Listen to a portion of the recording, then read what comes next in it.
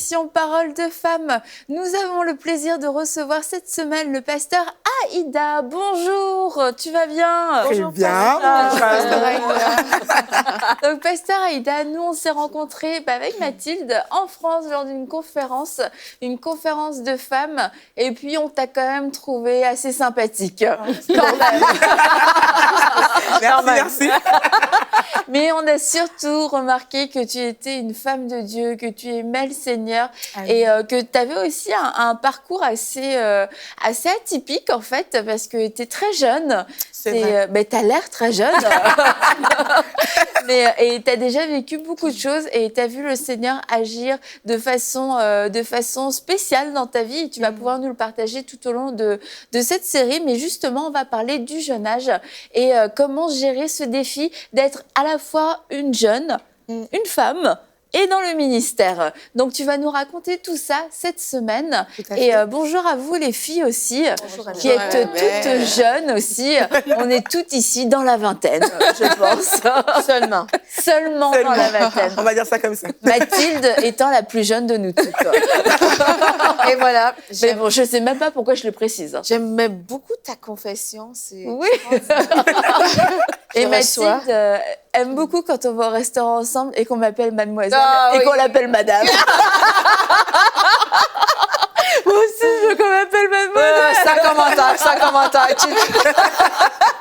Donc, pasteur Aïda, bienvenue avec nous. On va passer, donc, comme on l'a dit cette semaine, on va parler des défis de la jeune femme dans le ministère. Tu vas nous partager ton témoignage et tes expériences. Et je crois vraiment que ça va encourager beaucoup de jeunes femmes à prendre confiance, pas en elles, mais dans le Seigneur pour voir leur destinée s'accomplir, même si quelquefois il y a quelques embûches. Parce que être une femme, c'est une bénédiction. Être jeune, c'est une bénédiction. Être dans le ministère, c'est aussi une bénédiction. N'est-ce pas? Donc, vas-y, pasteur Aïda, tu peux peut-être te présenter rapidement parce que tu fais différentes choses. Donc, vas-y, à toi la parole. Ok, rebonjour mesdames. Bonjour. Alors, je suis le pasteur Aïda. Je viens de France, précisément de Rennes. Voilà, je suis la fondatrice de l'Académie Femmes de Splendeur. Donc, une académie qui a pour but d'accompagner les femmes à devenir non pas une meilleure version, mais j'aime bien dire la meilleure version d'elle-même. C'est très important. Je suis également maman d'une petite fille, Eliana, que j'embrasse au passage. Je suis mariée à un homme formidable, le pasteur Elvis. Je suis également écrivaine d'un livre « Il n'est pas trop tard ». Et voilà un petit peu. C'est déjà pas mal. Ouais. Et en parlant de ton livre, Il n'est pas trop tard, je l'ai ici. Et le livre est disponible sur emcboutique.com. Donc, peut-être que là, vous hésitez encore à l'acheter. Mais dans quelques minutes, vous allez vous ruer pour pouvoir vous le procurer. Je le dis, il ne sera pas trop tard pour vous. Donc, pasteur Aïda, on va commencer en parlant de la jeunesse parce que comme c'est notre série, pourquoi est-ce que la jeunesse est vue et perçue comme un obstacle alors que c'est super d'être jeune, c'est génial d'être jeune dans plein de domaines de la vie, c'est un privilège d'être jeune, mais il semblerait que pour servir le Seigneur, ce soit plus un frein qu'autre chose finalement. Tout à fait. J'aime beaucoup le thème qui nous réunit cette semaine. C'est toi qui l'as choisi. C'est vrai, faut le préciser. Parce que, comme le pasteur Annabelle l'a dit, je suis moi-même jeune. Et lorsque j'ai commencé le ministère, il y a eu des choses qui n'ont pas été évidentes. Et c'est vrai que très vite, mon jeune âge est apparu comme un obstacle. Parce que, en fait, on vit dans une société aujourd'hui où le jeune âge rime avec manque d'expérience. Rime avec... Parfois, quand on voit des jeunes, on se dit, mais qu'est-ce qu'ils peuvent nous apporter? Et souvent, on nous regarde comme ça, surtout dans le ministère, lorsqu'on commence. Et j'avais envie de venir par ce thème, en fait, encourager quelqu'un. Encourager une personne, dire à quelqu'un, malgré ton âge, en fait, tu as des choses que tu as reçues de Dieu. Il y a des dons que Dieu a investis en toi et qui sont là pour bénir, en fait. Donc, il ne faut pas que tu vois ton âge comme un obstacle, même si les gens autour de toi voient la chose comme telle, mais que tu puisses te dire, si le Seigneur a investi des choses en moi, c'est pour un but. Et c'est vrai que autour de nous, il y a plusieurs personnes qui peuvent venir parfois et montrer du doigt, mais voilà, tu as tel âge. Et souvent, ce qu'on voit, c'est, on peut par exemple voir une femme, pour prendre un exemple, qui a 35 ans ou peut-être 40 ans, qui va avoir 2 ans de ministère. Et on peut voir un jeune qui aura 19 ans, 20 ans, qui aura 2 ans de ministère aussi, mais on va plus valoriser et plus, comment je pourrais dire, s'approcher ou plus avoir une fiabilité en celle, ou celui, voilà, qui va avoir 35 ans. Or, parfois, quand on va plus loin, on se rend compte que pas forcément, en fait. Pas forcément, donc voilà. Mais pour remettre dans le contexte, tu peux peut-être raconter, toi, comment déjà tu es entrée dans le ministère. Et je voudrais, avant qu'on continue, dire que cette série ne s'adresse pas qu'aux gens, aux femmes qui sont dans le ministère pastoral. Voilà. Si vous servez dans un département d'église, si vous êtes responsable dans un ministère, dans un département dans votre église, ça vous concerne parce qu'on peut être amené à travailler avec des personnes qui vont être plus âgées que nous. Et du coup, lorsqu'on est jeune, on peut être confronté à ce genre de défi. Donc, ce n'est pas que pour les gens dans le ministère, les femmes dans le ministère, je veux le préciser. Et toi, en ce qui te concerne, j'ai lu dans ton livre ce que le pasteur Alain Patrick dit, tu as été catapulté par sa grâce, mais catapulté, je trouve que c'est vraiment le mot très, très juste pour ce qui s'est passé, parce que tu avais quel âge? Et raconte-nous un peu dans quelles conditions ça s'est passé. Ça s'est passé très bien. Alors, j'avais à peu près 24 ans et demi. Donc, quand j'ai été ordonnée pasteur, donc c'était un contexte un peu particulier parce que je venais de me marier. Donc, je sors du mariage, 3 semaines après, me voilà pasteur ordonné, pasteur associé d'une église de plus de 300 membres, où les gens t'ont vu grandir, voilà, ils ont vu tes erreurs, etc. Donc, ça a été pas évident parce qu'il fallait trouver sa place. Il fallait en fait tout simplement déjà l'accepter. Parce que je savais que j'avais un appel sur ma vie. À ce niveau-là, j'avais pas de doute, mais je pensais pas que les choses se feraient aussi vite. Et comme a dit pasteur Annabelle, comme dit mon père spirituel, le pasteur Alain, parfois, en fait, il me regarde, il me dit, la grâce t'a vraiment catapulté parce que je suis passée un peu comme de 0 à je sais pas combien. En fait, je suis arrivée et puis j'ai dû tout apprendre sur le terrain. J'ai dû apprendre à faire des erreurs devant les gens, à les corriger et tout ça. Donc, c'est vrai que ça n'a pas été vraiment évident. La particularité aussi de ton témoignage, c'est que non seulement tu as marié le pasteur Elvis et tu es devenue la mère de la maison, mais c'est parce que tu avais grandi dans cette église-là. Tout à fait. Et tu vas en parler cette semaine, entre autres par rapport à ça aussi, que c'est un défi parce que les gens t'ont connu avant. Voilà, c'est ça. En fait, c'est vrai que, comme tu étais en train de dire, les gens m'ont vu grandir. Je suis arrivée à l'église, à CER, j'avais 17 ans. Donc, les gens m'ont vraiment vu grandir, ils m'ont vu commencer responsable, ils m'ont vu conduire la louange, ils m'ont vu... Voilà, donc c'est-à-dire que quand ils ont commencé à voir maintenant Pasteur Aïda, c'était comme, mais cette petite fille qu'on a vu grandir, elle est maintenant pasteur de l'église, etc. Donc, j'ai pas été non plus pasteur juste comme ça, parce qu'on cherchait quelqu'un, c'est parce que aussi, voilà, faut quand même le dire, je crois qu'il y avait l'appel et puis il y avait le côté où le pasteur Alain avait vu mon évolution. Il m'a vu grandir, j'ai pas été non plus quelqu'un qui a négligé les choses de Dieu, c'est important de le dire. Donc il y avait une certaine profondeur, des choses comme ça. Et par rapport à ça, après, il a dit, Dieu t'appelle au ministère. Ah bon, pasteur? Et comme on est surpris quelquefois de ce genre d'histoire, on se dit, ouais, 25 ans, pasteur principal d'une église, c'est quand même assez spécial. Mais en fait, quand on regarde la Bible, ça arrivait à plein de gens d'être appelés super tôt de la part de Dieu. Tout à fait, tout à fait. Et j'aime ça parce que parfois, en fait, il fallait que je puisse trouver des histoires pour me fortifier. Et je prenais la parole de Dieu. Je prenais la parole de Dieu et j'aime beaucoup ce que la parole de Dieu dit dans Jérémie. Je vais vous donner la référence parce que j'aime bien parler avec les versets. C'est Jérémie 1 au verset 5 qui dit « Avant que je t'eusse formé dans le ventre de ta mère, je te connaissais et avant que tu fusses sorti de son sein, je t'avais consacré, je t'avais déjà établi prophète des nations. » Et là, on voit une personne qui a été appelée avant même qu'elle soit révélée, en fait. Et le Seigneur me montrait au travers de l'histoire de Jérémie, au travers de l'histoire de David, au travers de l'histoire de Joseph, au travers de l'histoire de qui d'autre? Daniel. Ouais, Daniel aussi. Voilà, même aussi de Ruth, hein, parce que quand on lit Ruth, on peut voir aussi qu'elle n'était pas forcément très vieille. Et le Seigneur me montrait, en fait, au travers de ces histoires-là, qu'il est celui qui appelle dans la jeunesse. Il va chercher des jeunes et quand il met son cachet, c'est bon, en fait. C'est bon. Et c'est vraiment ça, le fait que Dieu consacre des personnes, ça veut dire qu'il les met à part pour une œuvre bien spécifique. Et quand j'ai commencé à me rapprocher des textes bibliques, j'ai été fortifiée. Je me suis dit, en fait, si tel a pu le faire, tu peux également le faire. et tu as le Saint-Esprit en toi, en fait. Et c'est comme ça qu'à la lumière des Écritures, j'ai commencé à m'identifier à des personnages qui me parlaient un peu plus. Et au fur et à mesure, à ne plus voir mon jeune âge comme un obstacle, en fait. Parce que ce n'est pas un obstacle. Faut vraiment le dire. C'est pas un obstacle et j'ai envie de le redire encore à quelqu'un. Vraiment, c'est pas un obstacle parce que parfois, en fait, le fait de se dire, mais est-ce que c'est un frein? On se prive tellement. En fait, on est comme bloqué. On se met dans un truc où on est bloqué, on se dit non, c'est un frein. Tout le monde me voit comme ça. En plus, déjà, la femme, faut le dire parfois par rapport à l'homme. On dirait parfois que quand c'est un jeune homme, ça passe un peu plus. Parfois, on dirait le fait d'être femme. Dieu a fait grâce.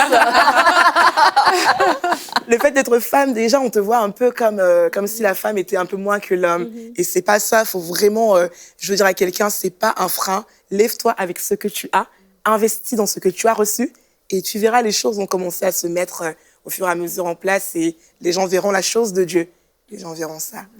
Mais je crois que déjà, il y a un changement de mentalité qu'il doit avoir dans l'Église parce que c'est dans le monde qu'on va voir que ça prend un certain âge parce qu'il y a une expérience de travail qui doit s'accumuler, le temps de faire les études et tout ça avant d'arriver dans un poste de gestion, par exemple. Mais dans l'Église, comme tu l'as dit si bien dans ce texte de Jérémie, c'est que c'est Dieu qui appelle. Donc, les choses spirituelles, c'est pas comme dans les choses de la vie de tous les jours. Et dans le spirituel, il n'y a pas d'âge. Tu vois, quelqu'un peut être plus jeune en termes de nombre d'années, mais spirituellement, dans les choses de Dieu, il est beaucoup plus avancé. Tout à fait. Et donc, nous-mêmes, en tant qu'Église, on doit avoir ce cœur ouvert pour reconnaître l'appel sur la vie des gens et pour aider ces gens-là à aller plus loin. Et Jérémie lui-même, il dit dans ce texte-là, il dit qu'il est un enfant. Il reconnaît lui-même ses limitations. Voilà. Et Dieu lui dit, dis pas que tu es un enfant. Tu vois? Et Dieu touche sa bouche, Dieu lui met des paroles. Dieu lui dit, je t'établis, je serai avec toi. Et en plus, ce que j'aime trop bien dans cette parole, c'est que quand Dieu lui dit, qu'est-ce que tu vois? Il voit quelque chose, Dieu dit oui.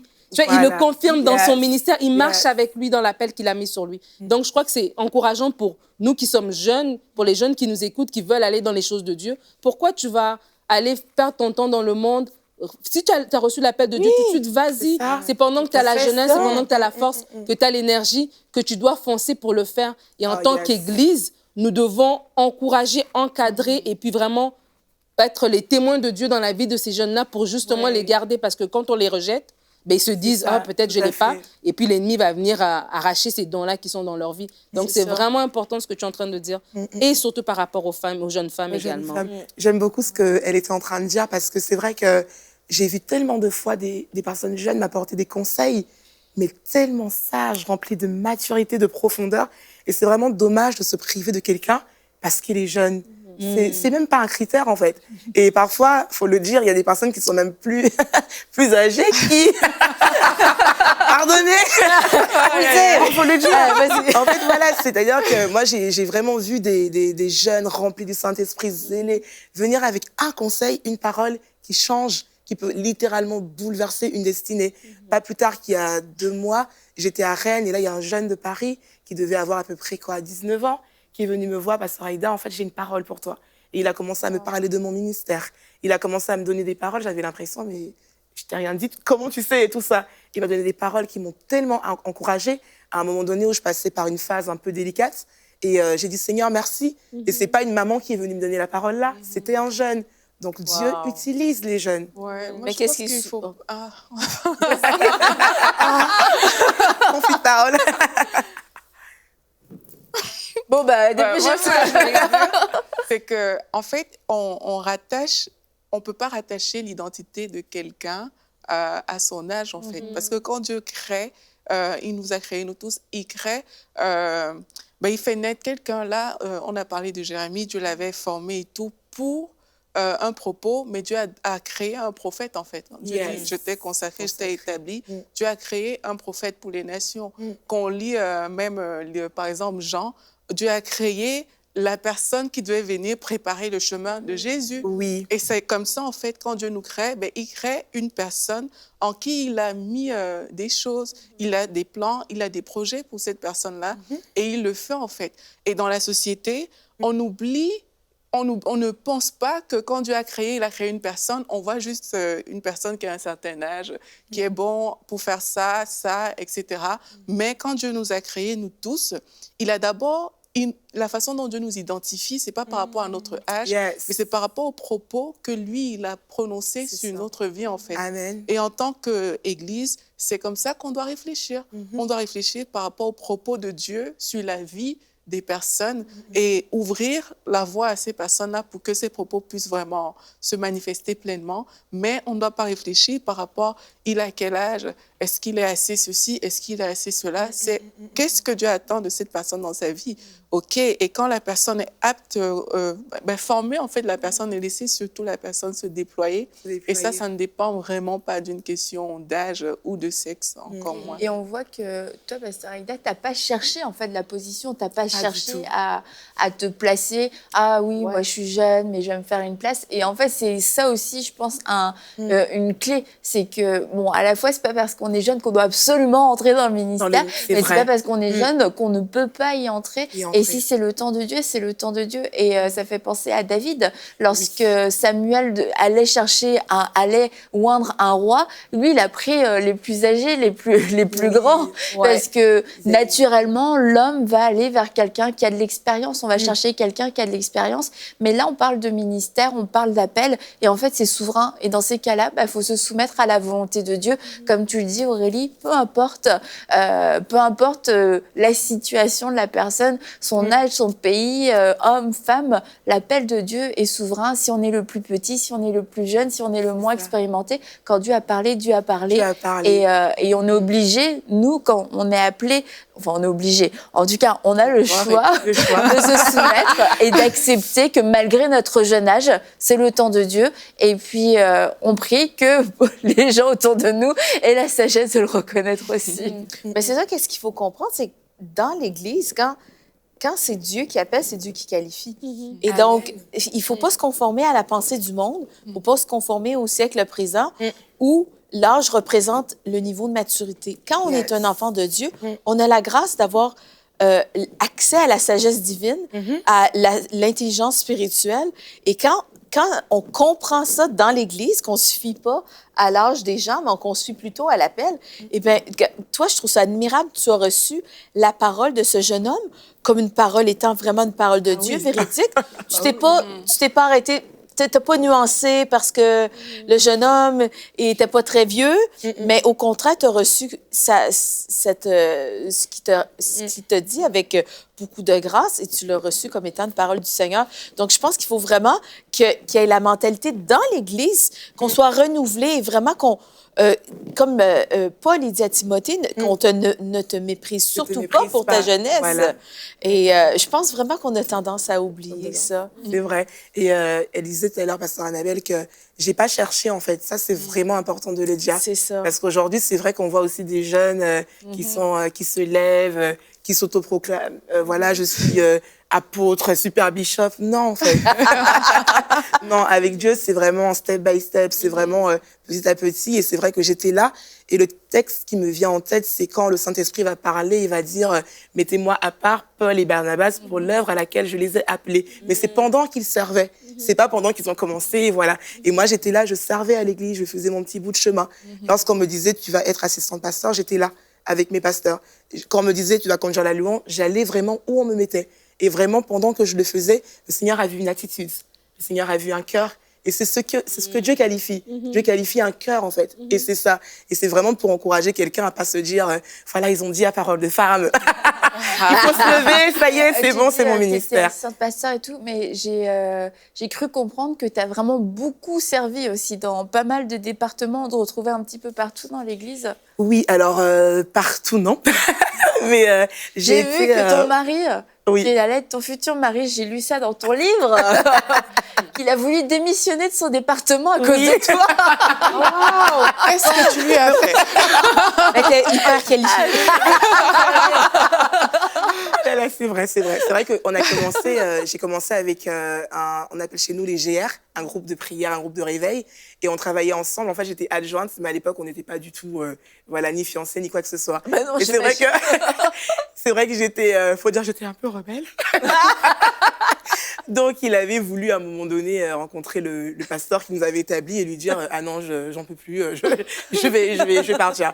Mais le pasteur lui a dit non, non, non, Dieu est en train de former ton caractère. Tu dois rester. Mais parlant de caractère, oui, c'est ça. Je pense que qu'est-ce qu'on voit, c'est que on peut être jeune Oui.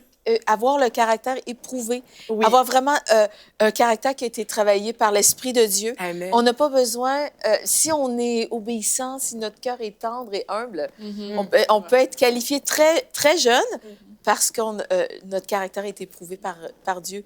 Et vraiment, c'est ce que je constate de toi parce que, comme tu dis, tu n'as absolument pas recherché cette position-là. C'est vraiment Dieu qui lui-même a fait les choses, en fait.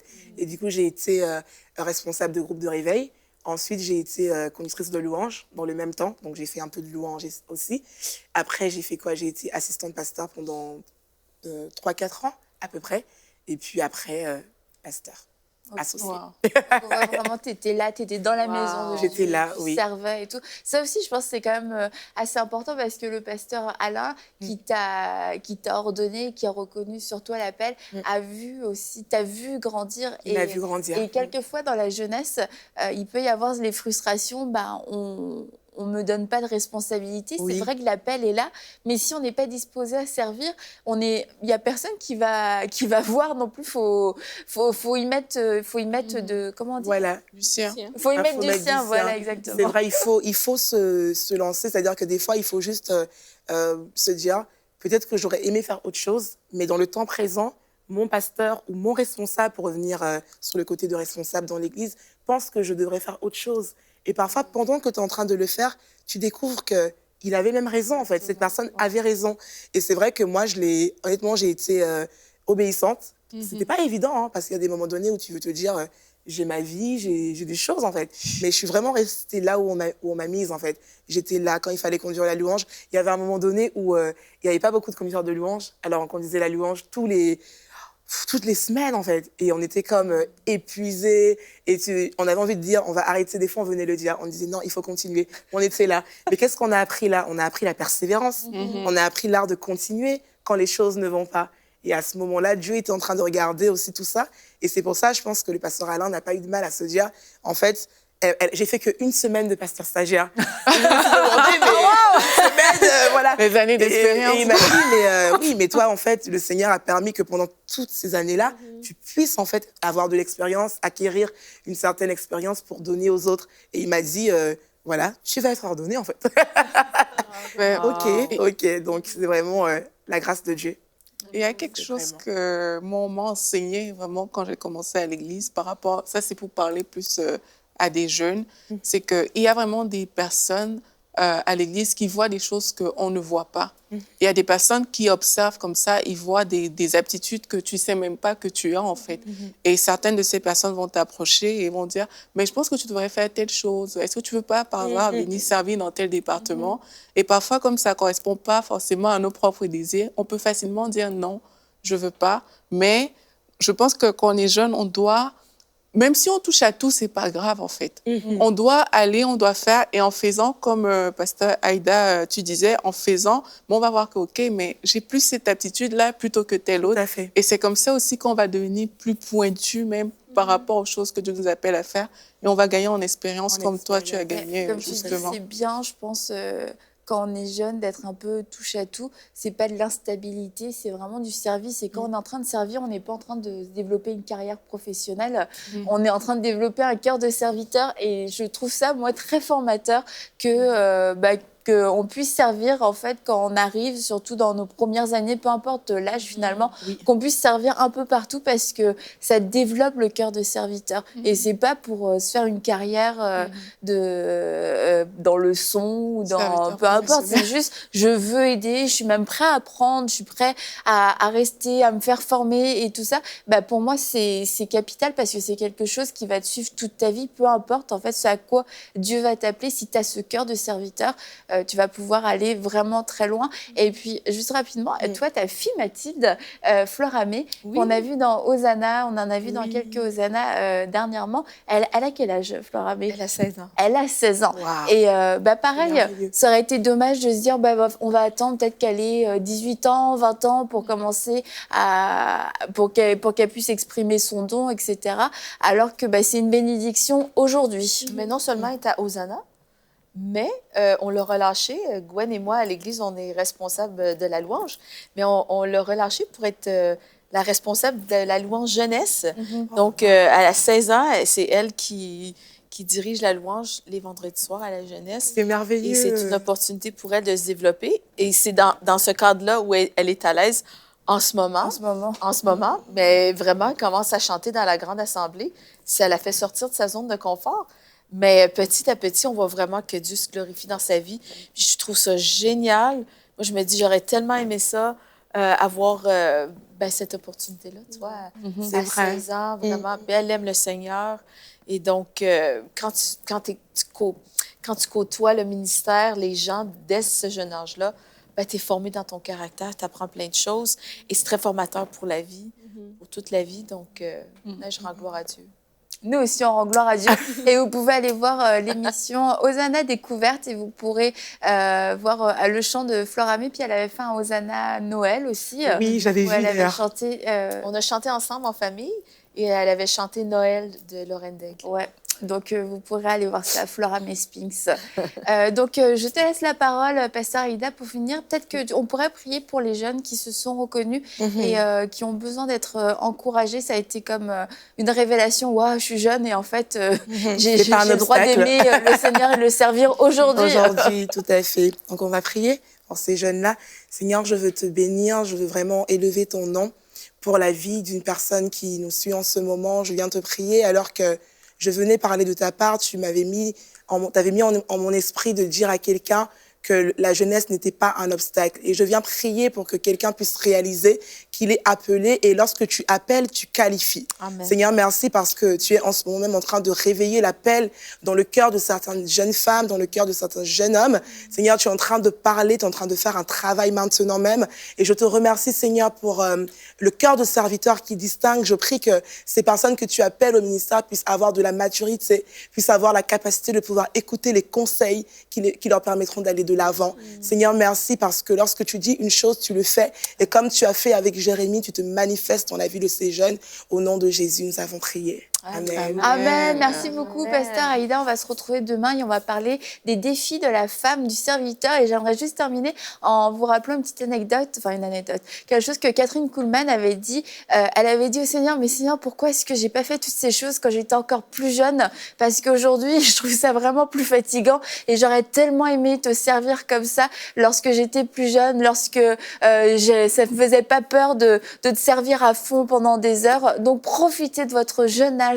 Profitez de cette liberté que vous avez pour servir le Seigneur de tout votre cœur. Peu importe ce qu'on peut vous demander, là où il y a besoin dans votre église, dans votre assemblée, dans votre communauté, faites-le de bon cœur pour le Seigneur. Et on se retrouve demain pour une prochaine émission de Paroles de Femmes.